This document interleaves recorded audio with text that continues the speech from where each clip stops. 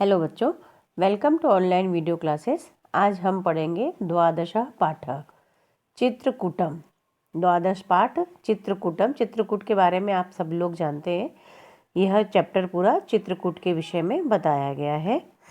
मध्य प्रदेश के सतना मंडल में विंध्य पर्वतमाला के मध्य बीच में नैसर्गिक के प्राकृतिक अति रमणीय बहुत ही सुंदर विस्तृत क्षेत्र स्थान तीर्थ स्थल चित्रकूटम स्थितम अस्ति। चित्रकूट स्थित है। इदम स्थलम नगर कोलाहल रहितम। यह स्थान नगर के कोलाहल मतलब शोर से रहित प्राकृतिक सौंदर्य संपन्नम अस्ति। प्राकृतिक सौंदर्य से संपन्न है। अत्र आगमनेन, यहाँ पर आने के द्वारा ही, दर्शनेन और दर्शन से ही, सहजतया अपने आप ही आनंद अनुभूति जायते, आनंद की अनुभूति प्राप्त होती है। चित्रकूटे सघनानि वनानि सन्ति। चित्रकूट में घने, सघन मतलब घने वन है। अत्र कलकल नाद पूरिता। यहाँ पर कलकल की आवाज से, नाद मतलब आवाज से भरे हुए निर्झरा मतलब झरने भी है।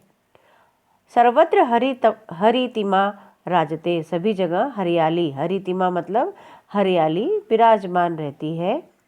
चित्रकूटस्य धार्मिकम सांस्कृतिकम नैसर्गिकम अपि महत्वम विद्यते। चित्रकूट का धार्मिक, सांस्कृतिक, प्राकृतिक महत्व भी है। कथ्यते यतः, कहा गया है, भगवान रामचंद्र वनवास काले, कहा गया है कि भगवान रामचंद्र वनवास के समय सीता लक्ष्मणाभ्याम, सीता और लक्ष्मण के साथ 11 वर्षाणि 11 वर्ष तक यावत चित्रकूटे एवं निवासम कृतवान। चित्रकूट पर ही उन्होंने निवास किया था, वह रहे थे। कितने वर्ष तक? 11 वर्ष तक। महर्षि अत्रि साध्वी अनुसुईया च अत्रैव। महर्षि अत्रि और साध्वी अनुसुईया ने भी यहाँ पर ही तपस्याम कृत्वा, तपस्या करके, आत्मज्ञानम अपने आत्मा के ज्ञान को, अलभिताम प्राप्त किया था। जनश्रुत्यानुसारम, लोगों के कथनानुसार, अत्रैव अनुसुईया, यहाँ पर ही अनुसुईया ने ब्रह्मा विष्णु महेशानाम, ब्रह्मा विष्णु और महेश को स्वतपस्या, अपनी तपस्या के अनुसार, तपस्या के बल से, बाल रूप में साक्षात्कार कृतवती किया था। अत्र अनेकानि दर्शनानि स्थलानि सन्ति। यहाँ पर अनेक देखने योग्य स्थल हैं, जैसे रामघाट। मंदाकिनी तटे रामघट अस्ति। मंदाकिनी तट के किनारे रामघाट है। अयम अतीव रमणीय घटः। यह बहुत ही सुंदर घाट है। अत्र साधूनां महात्मनां तीर्थयात्रिणां च प्रायः स्मर्दः भवति। यहाँ पर साधुओं की, महात्माओं की, तीर्थयात्रियों की अक्सर भीड़ होती है। सूर्योदयात् सूर्यास्त यावतः मंत्रोच्चारणेन। सूर्य उदय से सूर्यास्त तक मंत्रोच्चारण के द्वारा वातावरणम, हमारा माहौल, गुंजयितु भवति मतलब गूंजता रहता है। संध्या काले निराजन समय, शाम के समय जब आरती का समय होता है, मनोरम दृश्यम भवति, बहुत ही सुंदर दृश्य होता है। अत्र नौका विहार से, यहाँ पर नाव के द्वारा लोग आनंद अपि यात्री भी लभ्यते, आनंद प्राप्त करते हैं। यात्री यहाँ पर नाव के द्वारा, नाव में घूमकर आनंद को प्राप्त करते हैं। कामदगिरी स्थलस्य धार्मिक महत्वम लोक प्रसिद्धम। कामदगिरी स्थान धार्मिक महत्व संसार में प्रसिद्ध है। इसका धार्मिक महत्व संसार में प्रसिद्ध है। एतत् स्थलम, यह स्थल हरितिमाच्छादितम, हरियाली से ढका हुआ है। अत्र श्रद्धालव, यहाँ पर श्रद्धालु भगवत रामस्य प्रतीक स्वरूपम, भगवान राम की प्रतीक स्वरूप चरण चिन्हों को पूजते हैं। मान्यता अस्ति, मान्यता है कि यद भरतः अयोध्यावासिभिः सह रामं पुनः अयोध्याम आनेतुम अत्रैव प्रार्थितवानः। मान्यता है कि भरत ने अयोध्या वासियों के साथ राम को पुनः अयोध्या आनेतुम ले जाने के लिए यहाँ पर ही प्रार्थना की थी। अत्रैव समीपे, यहाँ पर पास में ही भरत मिलाप मंदिरम अस्ति, भरत मिलाप मंदिर भी है।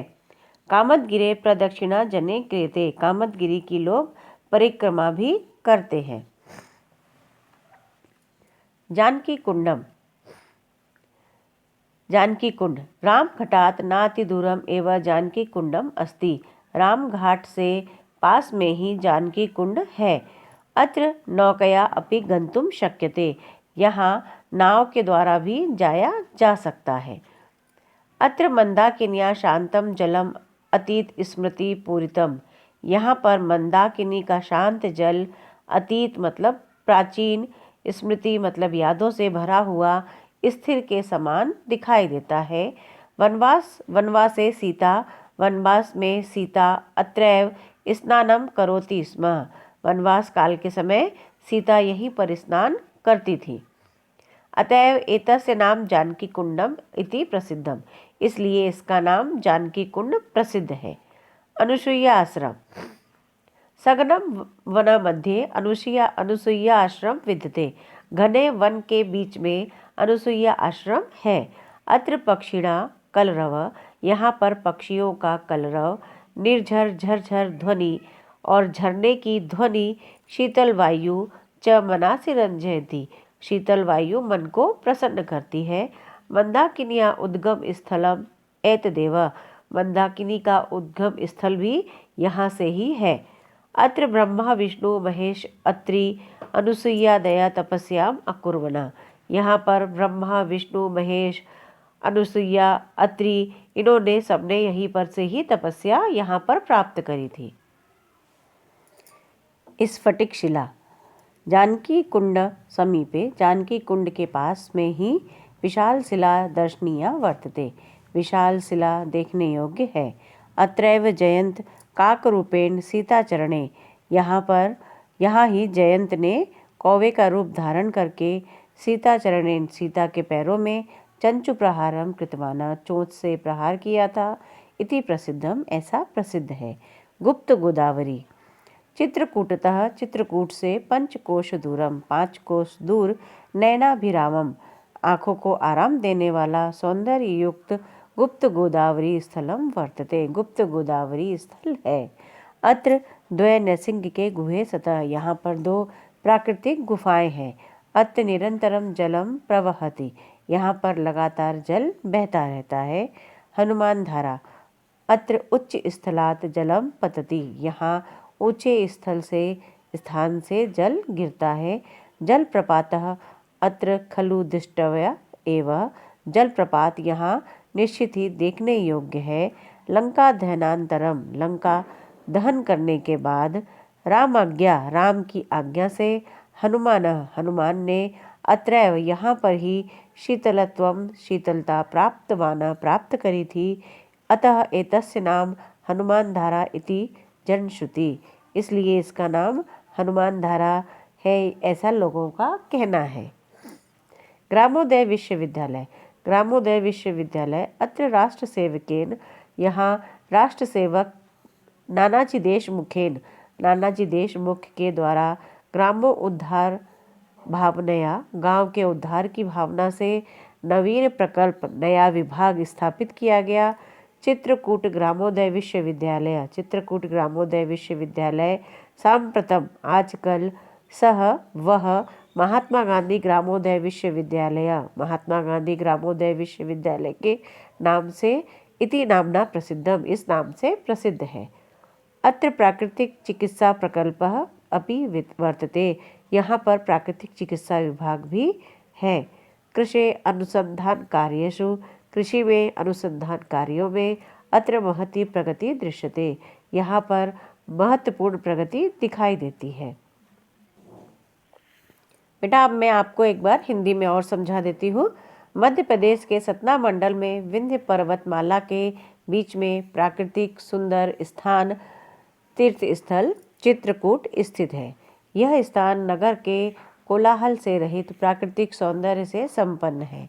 यहाँ आने से दर्शन मात्र से ही आनंद की अनुभूति प्राप्त होती है। चित्रकूट में घने वन हैं। यहाँ कलकल की आवाज़ से भरे हुए झरने भी हैं।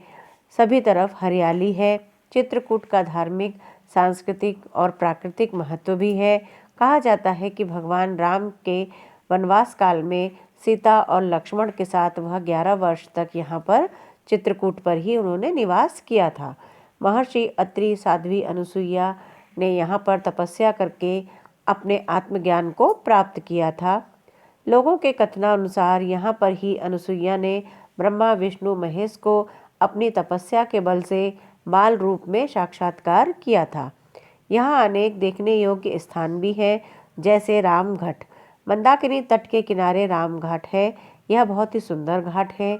यहाँ साधुओं की, महात्माओं की, तीर्थयात्रियों की अक्सर भीड़ दिखाई देती है। सूर्योदय से सूर्यास्त तक मंत्रोच्चारण के द्वारा वातावरण गूंजता रहता है। शाम के समय आरती का समय बहुत ही मनोरम दृश्य होता है। यहाँ नाव के द्वारा भी लोग आनंद को प्राप्त करते हैं। यात्री नाव विहार करके, मतलब नाव में घूम करके आनंद को प्राप्त करते हैं। कामदगिरी, कामदगिरी स्थान का धार्मिक महत्व संसार में प्रसिद्ध है। यह स्थान हरियाली से ढका हुआ है। यहाँ पर श्रद्धालु भगवान राम की प्रतीक स्वरूप चरण चिन्हों को पूजते हैं। मान्यता है कि भरत अयोध्या वासियों के साथ रामचंद्र जी को पुनः अयोध्या ले जाने के लिए यहाँ ही प्रार्थना करने आए थे।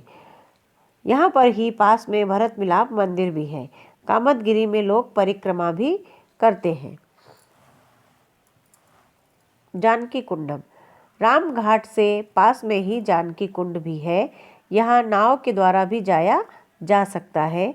यहाँ मंदाकिनी का शांत जल अतीत से भरा हुआ स्थिर दिखाई देता है। वनवास के समय सीता यहाँ पर ही स्नान करती थी, इसलिए इसका नाम जानकी कुंड प्रसिद्ध है।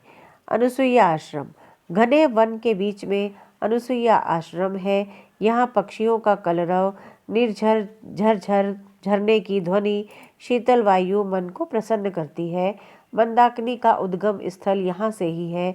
यहाँ ब्रह्मा, विष्णु, महेश, अनुसुईया, अत्रि इन्होंने ही तपस्या करी थी। स्फटिका शिला, जानकी कुंड के पास में ही एक विशाल शिला देखने योग्य है। यहाँ पर जयंत ने, जो कि इंद्र के पुत्र थे, उन्होंने कौवे का रूप धारण करके सीता के पैर में चोट से प्रहार करा था, ऐसा प्रसिद्ध है। गुप्त गोदावरी, चित्रकूट से पास में ही चित्रकूट से 5 कोस दूर आँखों को आराम देने वाला सौंदर्य युक्त गुप्त गोदावरी स्थान है। यहाँ 2 प्राकृतिक गुफाएं हैं। यहाँ निरंतर जल गिरता रहता है, बहता रहता है। हनुमान धारा, यहाँ ऊंचे स्थान से जल गिरता है। जलप्रपात यहाँ का निश्चित ही देखने योग्य रहता है। लंका दहन करने के बाद राम की आज्ञा से हनुमान ने यहाँ पर ही शीतलता प्राप्त करी थी, इसलिए इसका नाम हनुमान धारा है, प्रसिद्ध है, ऐसा लोगों का कहना है। ग्रामोदय विश्वविद्यालय, यहाँ राष्ट्र सेवक नानाजी देशमुख के द्वारा गांव के उद्धार की भावना से नया विभाग स्थापित किया गया। चित्रकूट ग्रामोदय विश्वविद्यालय आजकल वह महात्मा गांधी ग्रामोदय विश्वविद्यालय के नाम से प्रसिद्ध है। यहाँ प्राकृतिक चिकित्सा विभाग भी है। कृषि में अनुसंधान कार्यों में यह बहुत ही महत्वपूर्ण प्रगति इसमें दिखाई देती है। बच्चों, अब ये चैप्टर मैंने आपको एक बार समझा दिया है। इसका वीडियो मैं डालूंगी, परंतु इसका PDF आपको जब आपकी CW कॉपी आपके पास पहुंच जाएगी तभी डाला जाएगा। Okay, thank you.